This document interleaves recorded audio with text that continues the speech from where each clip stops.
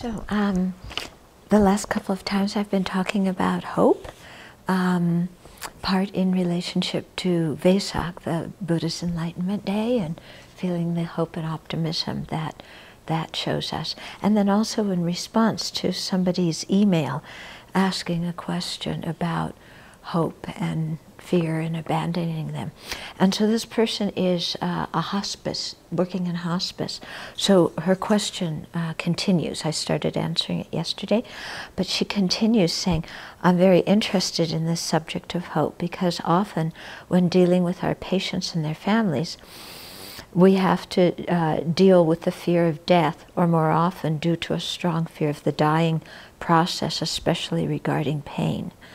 I did have one patient and her husband who were in so much fear and denial that we actually wrote out a plan of care which stated that we were going to proceed by supporting and nurturing their hope for a full recovery.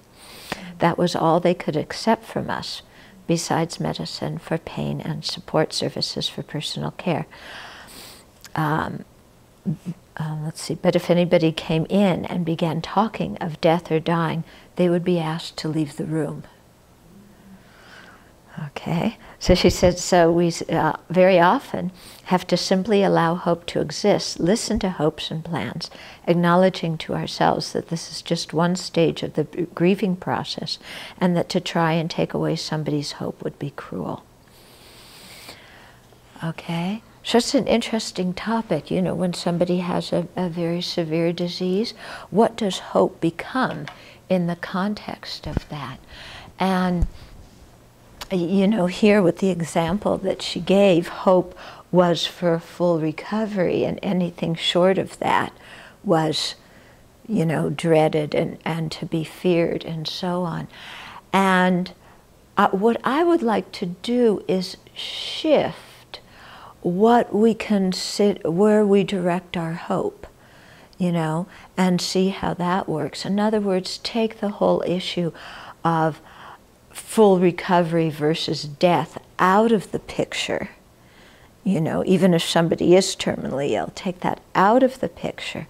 And the real hope is directed towards how do we live our life while we're alive, and since at some time or another this life will end, how do we prepare for that ending? Okay? Because that is something that's a human reality, and by taking it out of the particular circumstances of this person being ill now, and do we talk of them dying now or not, it might give that person some more space to consider what options are. Okay? So, and also that hope, hope is directed towards the quality of our life. Hope is directed towards having a kind heart. You know, we hope for having a happy mind, for having a kind heart, for being able to relate to people in good ways, no matter what shape our body is in. Yeah, because when we attach hope to the state of our body, it's pretty much a downhill, isn't it? Because we're all getting older, none of us are getting younger, yeah? And so I think we have to take hope away from the state of our body and direct it towards, you know, the state of our mind, and having a happy heart, and, you know, forgiving and apologizing and creating peace in our relationships with other people, and, you know, making our life useful. Even from a hospital bed, our life can still be useful and purposeful, and we can still benefit others, and directing the hope towards that kind of thing. Yeah, and then it doesn't matter when one dies.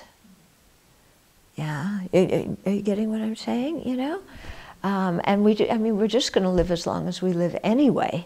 So, you know, really focusing on having a good heart while we're alive, and preparing for death whenever that does come, in the sense of keeping on top of things in our life. In other words, when things happen between people, instead of holding on to them and having a heavy heart or holding a grudge against somebody, you know, or bitterness or something like that, then to clear it up immediately. you know, because we're all basically terminally ill. You know, we don't know when it's going to happen. So it's best, you know, let's just keep our relationships with people very clean and clear and not hold on to stuff, you know, so that every night when we go to bed, we have a clear heart. And I think that you direct your hope and your good wishes towards that kind of perspective and not the state of the body. Okay, so I'm sure Lynn is watching. I'd like to hear what she thinks about this. And all the hospice people will probably write. Oh, I'll say that 15 more emails tomorrow. No. Okay.